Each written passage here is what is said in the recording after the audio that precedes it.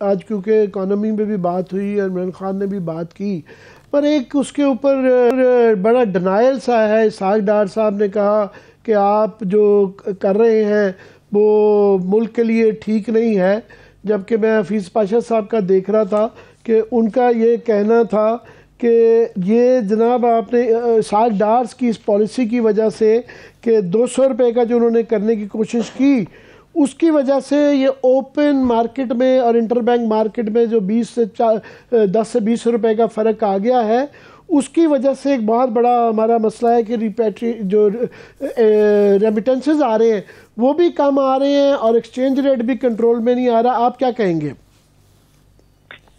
جی بالکل صحیح کہہ رہے ہیں وہ۔ ہمارا عام طور پہ انٹر بینک کا اور جو اوپن مارکیٹ ہے اس کا فرق جو ہے وہ 1%، 1.5% کی رینج تک رہتا ہے۔ 2% پہ چلا جائیں تو گزارا ہو جاتا ہے۔ اس وقت جو فرق ہے وہ 10% سے بھی زیادہ اوپر گیا ہوا ہے، اور اس کا نتیجہ یہ ہو رہا ہے کہ آپ نے دیکھا ہے کہ 4 ماہ سے تقریباً ہر مہینے جو ہے ہماری جو ترسیلات زر آتی ہیں ملک کے اندر وہ گرتی چلی جا رہی ہے، کیونکہ آفیشیل چینل سے لانے میں لوگوں کو اب پیسے بہت کم مل رہے ہیں، اور اس کی نسبت جو ہے اوپن مارکیٹ کے ذریعے، ہنڈی کے ذریعے لائیں تو زیادہ ملتے ہیں۔ اسی طریقے سے کئی لوگوں کا کہنا ہے کہ ایکسپورٹرز بھی جو ہیں انہوں نے اپنی ریسیٹس لینی جو ہے وہ آفیشیل چینل سے ختم کر دی ہیں یا کم کر دی ہیں، اور وہ یہ بھی ہم دیکھتے ہیں کہ ایکسپورٹ بھی ہماری گرتی چلی جا رہی ہیں۔ تو اسی کے ساتھ ساتھ اگر آپ دیکھیں کہ ہماری جو فورن انویسٹمنٹ ملک کے اندر آتی ہے وہ پچھلے سال سے آدھی ہو گئی ہے، تو قرضے کے علاوہ جو باقی جتنی بھی سورسز ہوتی ہیں ہمارے ڈالرز کمانے کی، ان سب کے اندر منفی رجحان نظر آ رہا ہے۔ تو معیشت جو ہے وہ بڑے ہی خطرناک طریقے سے اس وقت ایک موڑ پہ آ گئی ہے، اور وہ کسی سٹیٹمنٹ دینے سے وہ بدلنے نہیں والی، نہ کسی پہ الزام لگانے سے بدلنے والی ہے۔ نمبر اپنی بات خود کرتے ہیں۔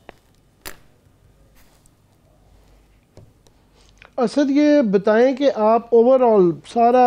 آپ کے نظر میں سب کچھ ہی ہوگا،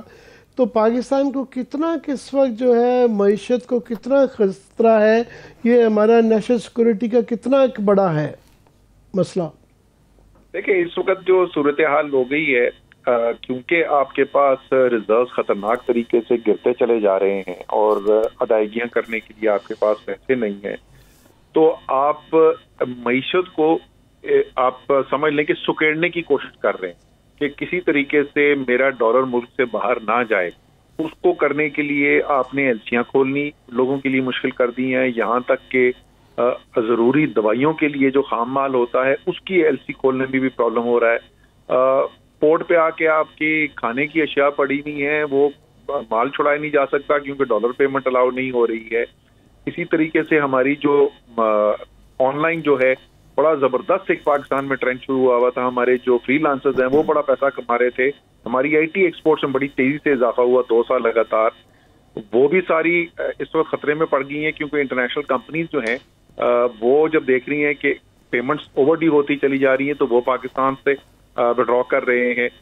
جس طریقے سے بھی آپ دیکھیں نا تو ایک خطرہ بڑھتا چلا جا رہا ہے آپ کا معیشت کا، اور جب اتنی خطرناک موڑ پہ آ جائے تو وہ صرف معاشی مسئلہ نہیں رہتا، وہ قومی سلامتی مسئلہ ہو جاتا ہے۔ ایک اور پہلو سے اگر آپ قومی سلامتی کے دیکھیں کہ جو ملک کے اندر جو جرائم ہوتے ہیں، جو معاشرتی حالات ہیں،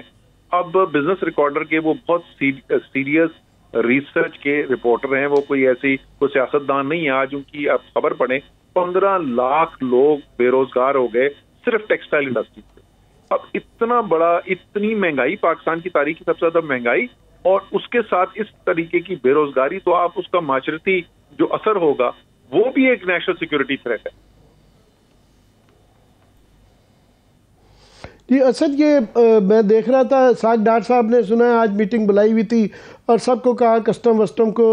کہ آپ یہ معاملات ٹھیک کریں، اور واقعی ہی وہاں جو ٹرنڈ آؤٹ کے حالات بڑے خراب ہیں کہ کسٹمز کی بہت زیادہ رپورٹ پیش کی گئی کہ تورخم کے ذریعے جو ہے وہاں پہ باڈی رپورٹس آ رہی ہے۔ ایک پولیس والا پکڑا گیا ہے $50,000 کے ساتھ، کوئی بچے پکڑے گئے ہیں جو $10,000 جوتوں کے ڈبوں میں لے کے جا رہے تھے۔ پھر بتایا گیا جی اورنج جو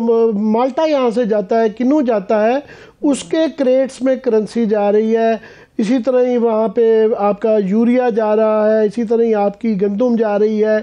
تو انہوں نے کہا جی فی الحال تو نظام نہیں ہے، جس طرح وعدہ کیا جاتا ہے کہ انشاءاللہ اس کو ٹھیک کر دیں گے، مگر کیا یہ جو اوورال ہمارا اس وقت فارن ایکسچینج کا اور ریزروز کا جو مسئلہ آ رہا ہے اور کرنٹ اکاؤنٹ ڈیفیسٹ کا بھی مسئلہ آ رہا ہے، تو یہ پریلیمنری چھوٹے چھوٹے ایڈمنسٹریٹو سب سے ٹھیک ہوگا یا اس کے لیے بڑا کوئی میکرو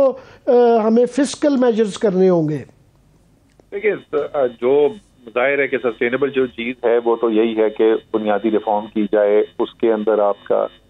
فسکل مسئلہ بہت بہت سیویئر پرابلم ہوتا چلا جا رہا ہے اور ان سسٹینیبل ہوتا جا رہا ہے. ہمارے ایکسٹرنل امبیلنسز جو ہیں وہ بہتر ہونے شروع ہوئے تھے، آپ کی ریمیٹنسز بڑھنی شروع ہوئی تھی، ایکسپورٹ بڑھنی شروع ہوئی تھی. جیسے لوگوں کو پتا ہے کہ ڈاکٹر صاحب کا جو پچھلا بھی اسٹینڈ تھا تو وہ پاکستان کی تاریخ کا بدترین دور تھا ایکسپورٹس کے لحاظ سے. یہ واحد 4 سال کا پیریڈ ہے پاکستان کی تاریخ میں، کبھی آج تک نہیں ہوا کہ اس 4 سال کے عرصے کے اندر ہماری ایکسپورٹ گر گئی تھی.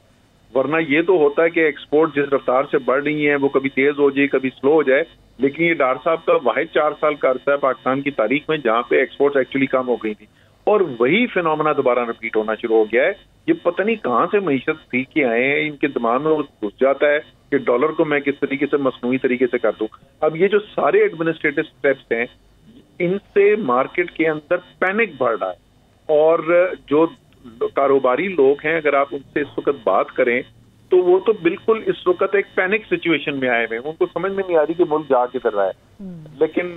مجھے یہ اجازت دیں کہ اس کا جو حل نکلنا ہے نا عامر، وہ صرف معاشی اقدامات سے نہیں نکلنا. یہ بحران پیدا ہوا ہے ایک سیاسی بحران سے. یہ ووٹ آف نو کانفیڈنس اور رجیم چینج آپریشن سے شروع ہوا ہے، اور جب تک یہ غیر یقینی صورتحال رہے گی کہ کسی کو یہی نہیں پتا کہ اگلے مہینے پنجاب اسمبلی ہوگی نہیں ہوگی، خیبر پختونخوا ہوگی نہیں ہوگی، وفاق ہوگا نہیں ہوگا،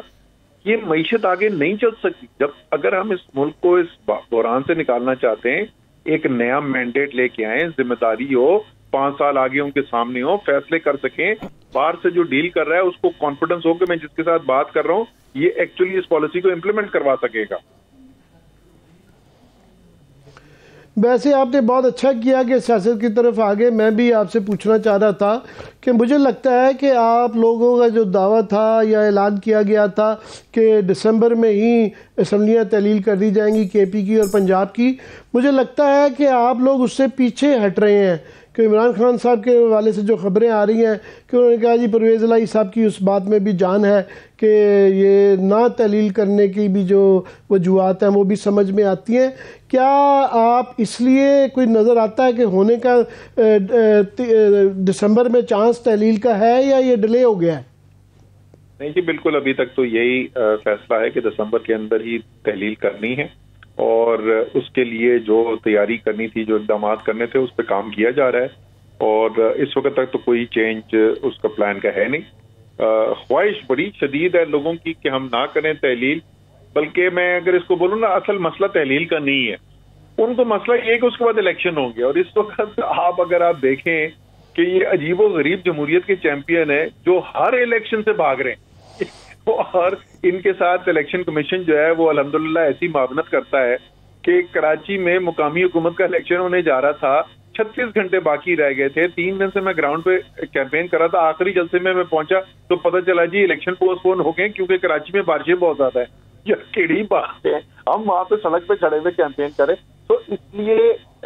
یہ ہر ممکن کوشش کریں گے کہ کسی طریقے سے بغیر الیکشن کے یہ جمہوری نظام چلتا رہے. یہ عجیب و غریب ایک جو انہوں نے جانور ویسے ابھی تو ہو لیکن الیکشن نہ ہو.